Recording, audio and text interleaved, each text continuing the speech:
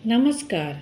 मैं रंजना कहानियों के संसार से निकाल कर लाई हूँ शरत चंद्र चट्टोपाध्याय जी की कहानी अनुपमा का प्रेम।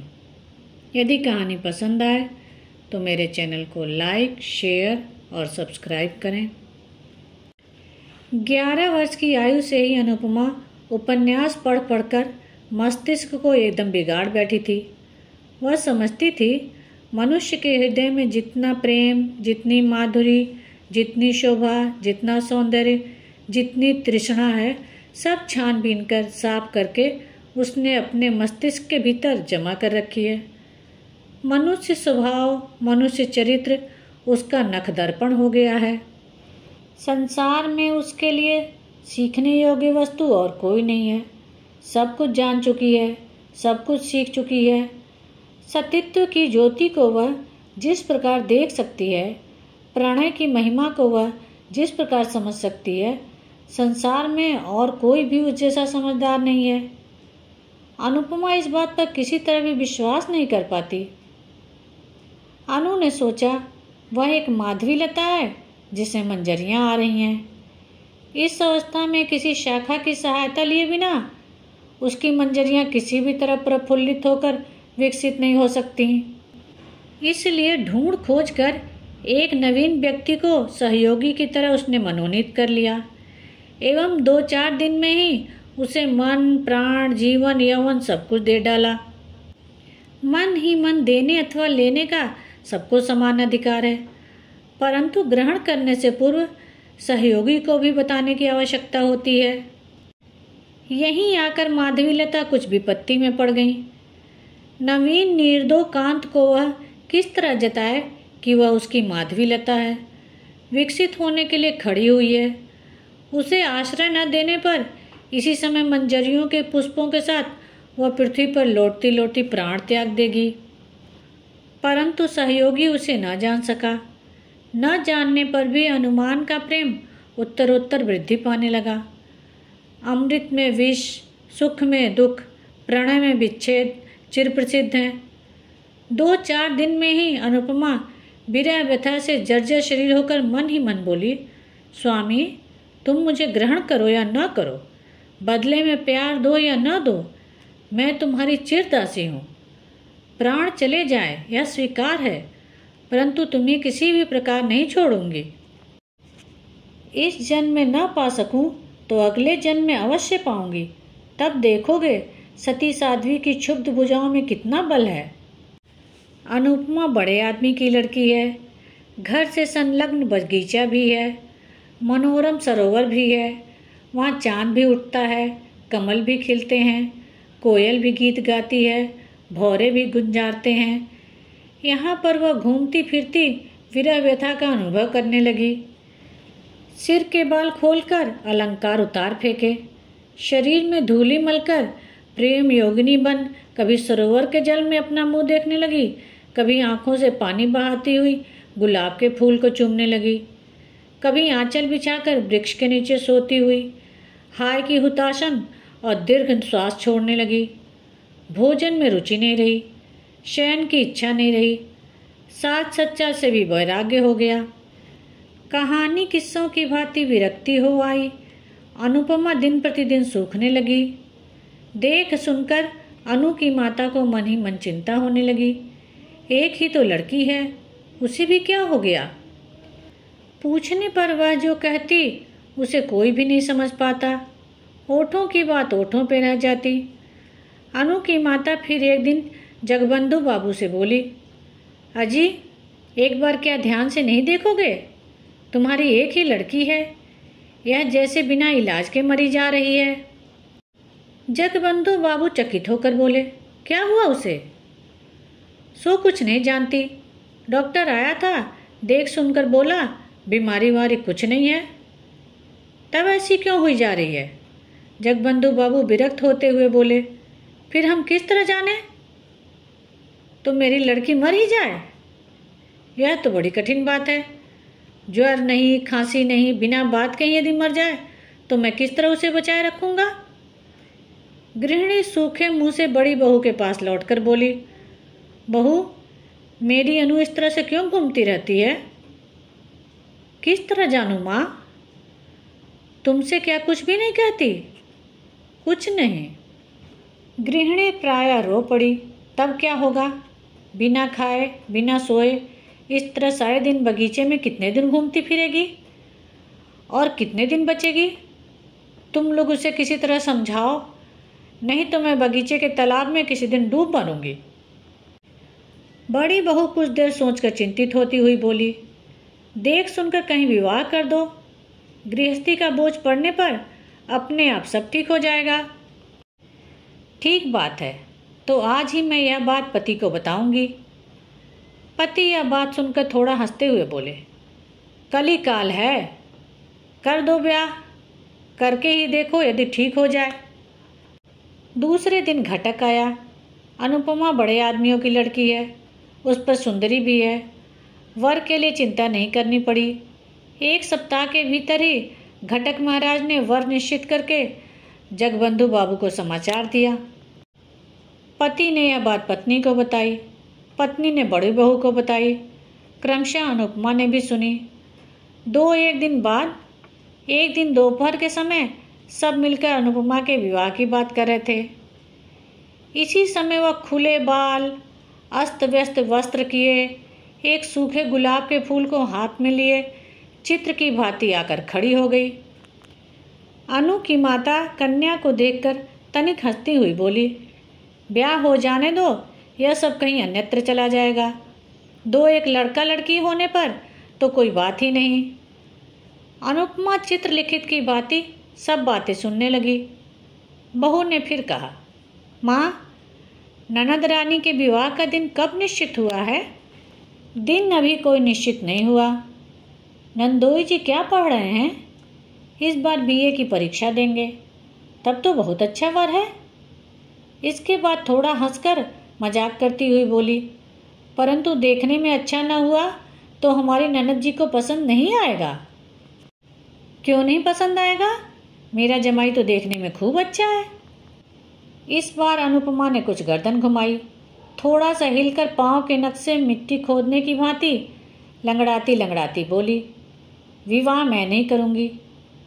माँ ने अच्छी तरह न सुन पाने के कारण पूछा, क्या है बेटी? बड़ी बहू ने अनुपमा की बात सुन ली थी। खूब जोर से हंसते हुए बोली, ननद जी कहती हैं वे कभी विवाह नहीं करेंगी। विवाह नहीं करेगी? नहीं, ना करे। अनु की माता मुंह बनाकर कुछ हंसती हुई चली गई।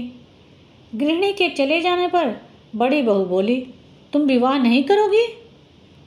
अनुपमा पूर्वत गंभीर मुख किए बोली, किसी भी प्रकार नहीं।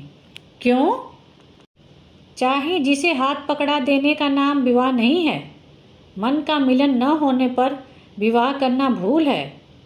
बड़ी बहू चकित होकर अनुपमा के मुंह की ओर देखती हुई बोली, हाथ पकड़ा देना क्या बात होती है? पकड़ा नहीं देंगे तो क्या लड़कियां स्वयं ही देख सुनकर पसंद करने के बाद विवाह करेंगी? अवश्य। तब तो तुम्हारे मत के अनुसार मेरा विवाह भी एक तरह का भूल हो गया। विवाह के पहले तो तुम्हारे भाई का नाम तक मैंने नहीं सुना था। सभी क्या तुम्हारी ही भांति हैं? बहू एक बार फिर हंसकर बोली, तब क्या तुम्हारे मन में कोई आदमी मिल गया है? अनुपमा बड़ी बहू के हाथ से विद्रूप से चिढ़कर अपने मुंह को चौगुना गंभीर बनाती हुई बोली, भाभी मजाक क्यों कर रही हो? यह क्या मजाक का समय है? क्यों, क्या हो गया? क्या हो गया तो सुनो। अनुपमा को लगा उसके सामने ही उसके पति का वध किया जा रहा है। अचानक कतलू खां के किले में वध के मंच के सामने खड़े हुए विमला और वीरेंद्र सिंह का दृश्य उसके मन में जग उठा। अनुपमा ने सोचा, वे लोग जैसा कर सकते हैं वैसा क्या वह नहीं कर सकती?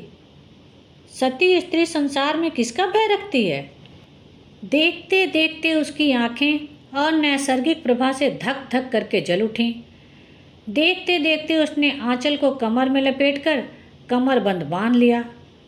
यह दृश्य देखकर बहू 3 हाथ पीछे हट गई। क्षण भर में अनुपमा बगल वाले पलंग के पाए को जकड़कर आंखें ऊपर उठाकर चित्कार करती हुई कहने लगी, प्रभु, स्वामी, प्राणनाथ, संसार के सामने आज मैं मुक्त कंठ से चित्कार करती हूँ, तुम ही मेरे प्राणनाथ हो।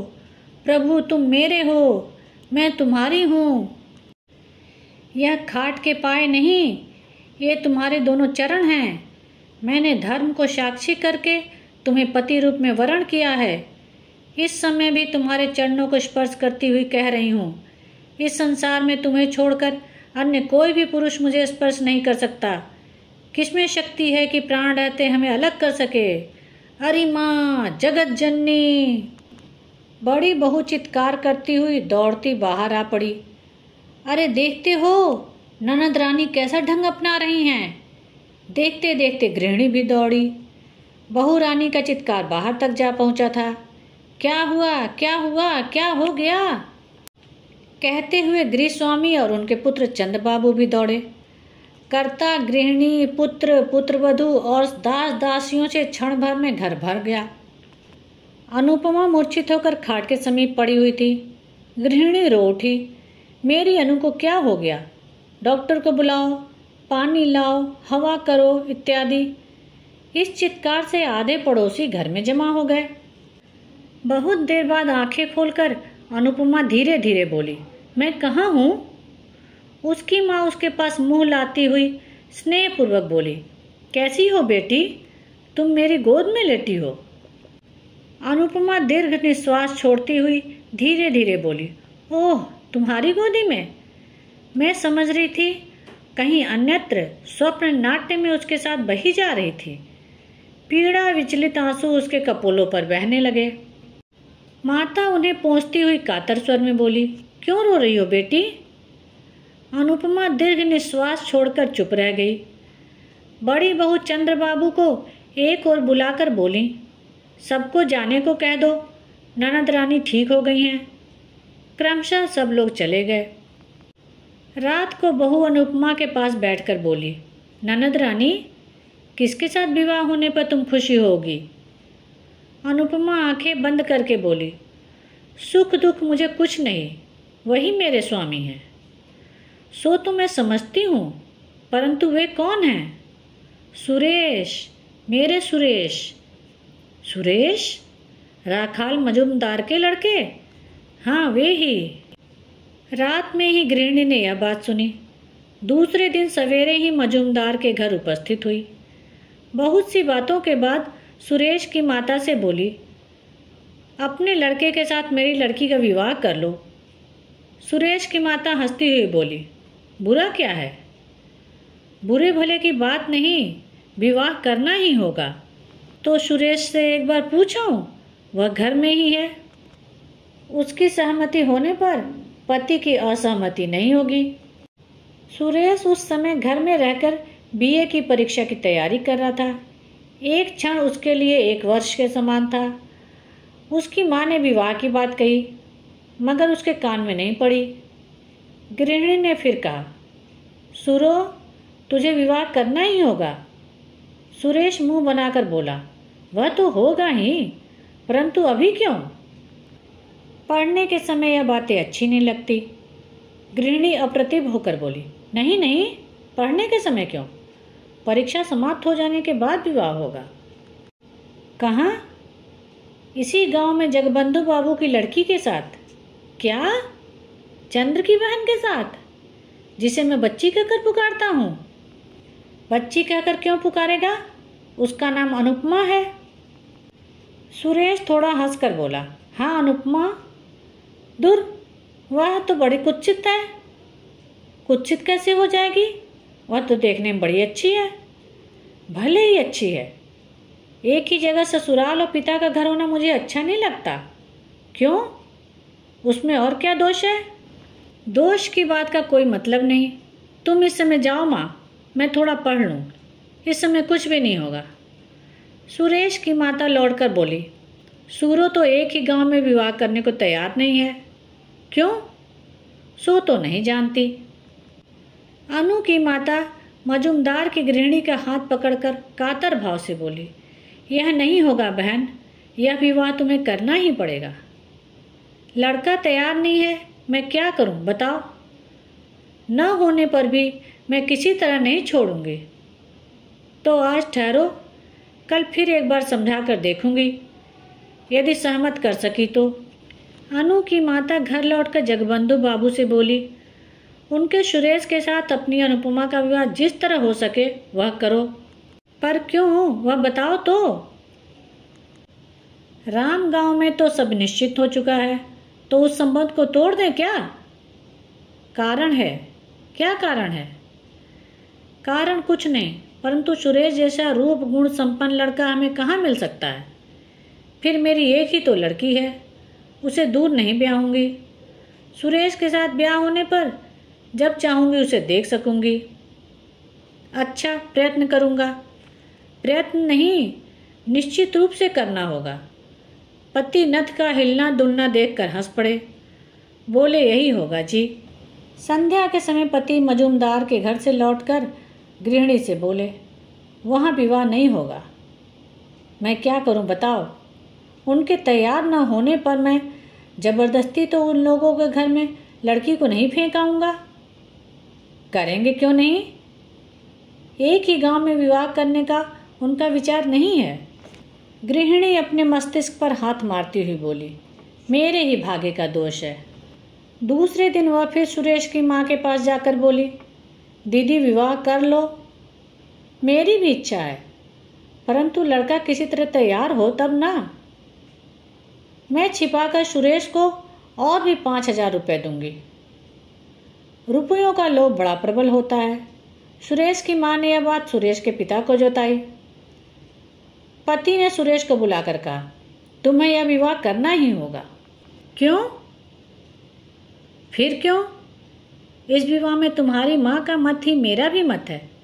साथ ही साथ एक कारण भी हो गया है। सुरेश सिर नीचा किए हुए बोला, यह पढ़ने लिखने का समय है, परीक्षा की हानि होगी। उसे मैं जानता हूँ बेटा, पढ़ाई लिखाई की हानि करने के लिए तुमसे नहीं कह रहा हूँ। परीक्षा समाप्त हो जाने के बाद विवाह करेंगे। जो आज्ञा। अनुपमा की माता की आनंद की सीमा न रही। फौरन यह बात उन्होंने पति से कही। मन के आनंद के कारण दास दासी सभी को यह बात बताई। बड़ी बहू ने अनुपमा को बुलाकर कहा, यह लो, तुम्हारे मन चाहे वर को पकड़ लिया है। अनुपमा लज्जापूर्वक थोड़ा हंसती हुई बोली, यह तो मैं जानती थी। किस तरह जाना? चिट्ठी पत्री चलती है क्या? प्रेम अंतर्यामी है, हमारी चिट्ठी पत्री हृदय में चल रही है। धन्य हो तुम जैसी लड़की। अनुपमा के चले जाने पर बड़ी बहू ने धीरे धीरे मानो अपने आप से कहा, मैं 3 बच्चों की माँ हूँ और यह मुझे प्रेम सिखाने आई है। धन्यवाद।